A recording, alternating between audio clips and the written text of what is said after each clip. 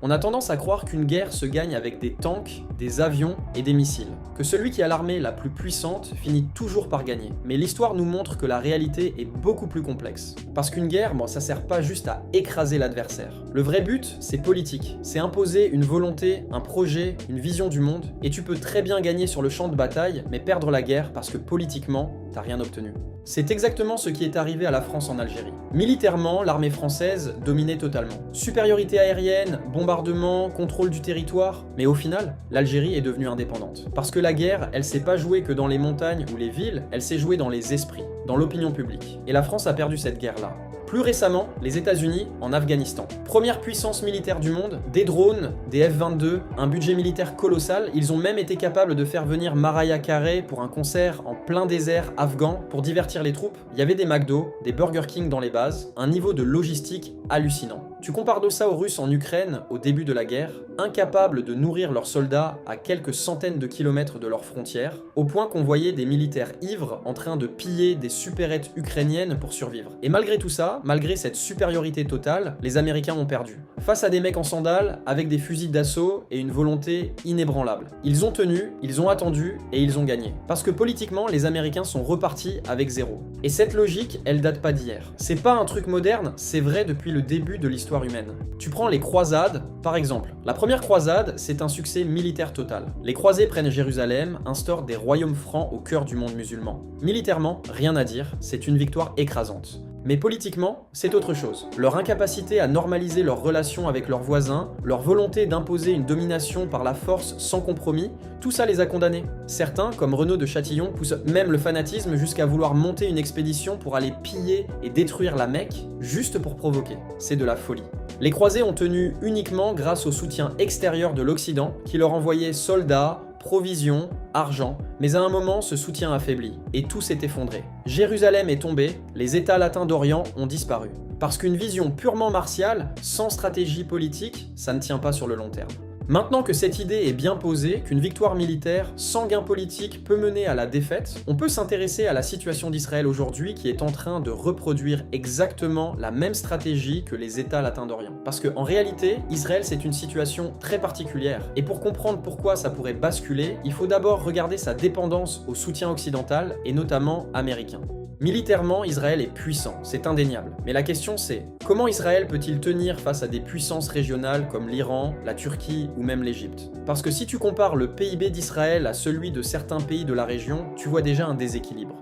Israël a un PIB d'environ 500 milliards de dollars, alors que la Turquie enregistre près de 900 milliards de dollars. L'Iran, malgré les sanctions, tourne autour de 400 milliards de dollars, tandis que l'Arabie Saoudite, avec son pétrole, est à 800 milliards de dollars. Ces chiffres montrent bien que sur le plan économique, Israël est à la traîne. Sans oublier la démographie, Israël a moins de 10 millions d'habitants, alors que l'Égypte, avec ses plus de 100 millions d'habitants, représente un contraste saisissant. L'écart démographique est déjà énorme, et il ne va que se creuser avec le temps.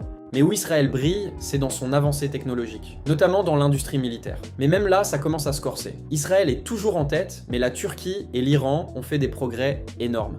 La Turquie, par exemple, est devenue un géant de l'industrie militaire, notamment grâce à ses drones Bayraktar et à ses porte-drones. Ils ont réussi à s'imposer sur des théâtres d'opérations comme la Libye ou la Syrie et ont contribué à faire tomber Bachar el-Assad. Ils ont aussi une présence militaire en Somalie, en Syrie et un retour triomphal dans les Balkans. La Turquie s'impose sur la scène internationale et leur industrie de drones est un exemple frappant de leur avancée. Et puis, l'Iran qui malgré ses difficultés économiques et son embargo a développé une industrie militaire impressionnante. Leurs missiles balistiques, par exemple, sont devenus une réelle menace. En 2024, ils ont envoyé des missiles vers Israël qui n'a pas été capable de les intercepter. Une grande partie de leur matériel militaire, comme les drones Shahed, est même utilisée par la Russie aujourd'hui. Cela prouve qu'en dépit de l'embargo, l'Iran a réussi à se constituer une armée redoutable. Et il y a une autre réalité qu'Israël ignore souvent, et c'est la faible profondeur stratégique de l'État hébreu. En d'autres termes, Israël, c'est un tout petit pays avec une profondeur géographique extrêmement limitée. Face à des pays comme l'Iran, la Turquie ou même l'Égypte, cette vulnérabilité est dangereuse. En cas de conflit prolongé, la logistique et la résilience du pays seraient mises à rude épreuve. Leur territoire est petit et la diversité des menaces, que ce soit sur le front iranien, syrien ou avec des groupes comme le Hezbollah, mettrait Israël dans une position encore plus compliquée. En réalité, la supériorité d'Israël ne vient que d'un facteur déterminant, le soutien inconditionnel des États-Unis. Les milliards injectés chaque année, la vente et le don massif d'armement, le soutien diplomatique et le veto américain à l'ONU, la menace que font peser les États-Unis sur tout pays qui oserait tenir tête à Israël. En vérité, les pays du Moyen-Orient ne se battent pas contre Israël, mais contre les États-Unis d'Amérique. Avec cette grille d'analyse, on comprend mieux les difficultés qu'ils rencontrent face à ce petit pays. Et c'est justement ça qu'Israël est en train de perdre à cause de leur victoire militaire à Gaza. Pendant des années, le soutien à Israël était inébranlable, peu importe qu'on soit républicain ou démocrate, peu importe les divergences, un seul sujet faisait consensus, Israël. Mais aujourd'hui, quelque chose a changé. Et ça commence à se voir, même dans le camp républicain, ce qui était inenvisageable il y a 3 ans est en train d'arriver. Des figures comme Candace Owens, une voix influente de l'aile droite américaine, ont commencé à remettre en question le soutien inconditionnel à Israël. I was on the Zionist side. Let's not forget this. For years, I worked for Prager University. I worked for Daily Wire, and so I was much more sympathetic to, I would say, the Zionist cause throughout my entire career. But the difference is, and I think we spoke about this on my podcast, generationally, with the access of social media, being able to see these things every day, versus the person who, as you described it, as you are still, because you're kind of a combo, who hears the thud of the newspaper and reads the newspaper and believes that, or this kind of becomes or colors their worldview, is very different. Social media completely transformed my perspective on what's happening in Israel and Palestine, and I'm disgusted with myself for not being more awake but that's to it. interesting because Elle, qui est suivie par des millions de personnes, a été une étoile montante du mouvement républicain, mais aujourd'hui, elle critique ouvertement l'ampleur du soutien américain à Israël. Elle n'est pas seule. Des figures comme Tucker Carlson ont commencé à faire de l'opposition à l'influence israélienne une partie de leur combat, et ces gens ultra influents dans les milieux conservateurs américains sont en train de renverser des décennies de soutien inconditionnel, et ces voix sont de plus en plus populaires, en particulier chez les jeunes républicains. Aujourd'hui, pour un candidat américain, ne pas recevoir d'argent d'Israël est un argument électoral. On est en train d'assister à un renversement total de l'histoire. Là où avant dire du bien d'Israël était vu comme un argument positif, aujourd'hui c'est le contraire. Mais le véritable changement s'opère au sein du Parti démocrate. Ce qui était une position ultra favorable vis-à-vis d'Israël est désormais devenu une majorité de soutien à la Palestine. Un sondage récent montrait qu'une majorité des électeurs démocrates soutiennent désormais les Palestiniens plutôt qu'Israël. Ça n'est jamais arrivé de l'histoire. La situation est encore plus marquante quand on regarde les élections récentes. Nombreux sont les démocrates historiques qui se sont abstenus de soutenir Israël ou même qui ont voté Trump à cause de l'inaction de Biden face au massacre à Gaza. Ce sont des signes tangibles d'un désaveu de plus en plus fort, surtout chez une génération plus jeune qui s'informe via les réseaux sociaux, échappant ainsi à la propagande traditionnelle. Ce qui semblait être un soutien inébranlable des États-Unis à Israël est donc en train de se fissurer. En Europe, ça bouge aussi. Plusieurs pays ont reconnu un État palestinien à la suite des violences israéliennes. La Suède, l'Espagne et l'Irlande ont pris des positions claires et ont reconnu la Palestine en tant qu'État. Même des gouvernements européens historiques qui ont toujours été des alliés d'Israël ont commencé à revoir leur position.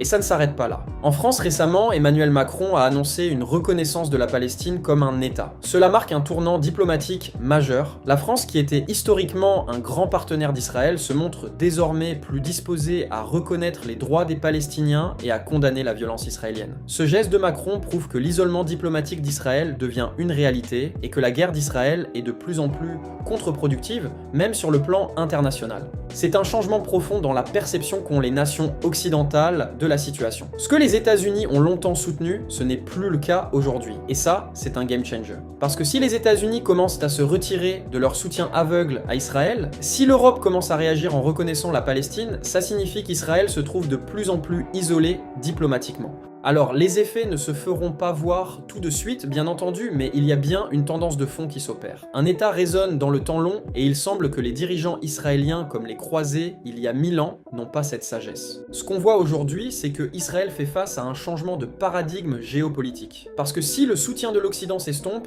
qu'est-ce qui reste ? L'isolement diplomatique d'Israël pourrait précipiter un déclin stratégique. Non seulement les pays occidentaux changent de position, mais certains pays arabes commencent aussi à prendre des initiatives indépendantes vis-à-vis d'Israël, comme le montre l'Arabie Saoudite qui a récemment amorcé un rapprochement avec l'Iran, ou encore des pays comme l'Égypte et la Turquie qui cherchent à s'imposer comme des leaders régionaux. Dans ce contexte, Israël est pris en étau entre des puissances régionales de plus en plus fortes et un soutien international qui se fragmente. Les nouvelles générations en Occident, beaucoup plus connectées, sont plus réticents à l'égard d'Israël. Sans parler de celles dans le reste du monde qui sont carrément hostiles, on peut penser que la tendance va se poursuivre et que ça amènera inéluctablement vers la fin du soutien occidental à Israël, et finalement la fin d'Israël tout court s'ils ne sont pas assez malins pour négocier une vraie paix maintenant qu'ils sont en position de force. Si cette vidéo vous a intéressé, je vous invite à laisser un like, à commenter et à vous abonner pour ne rien manquer des prochaines analyses. Votre soutien est essentiel pour me permettre de continuer à produire du contenu de qualité. Merci de m'avoir suivi jusqu'ici et à très bientôt pour de nouvelles réflexions.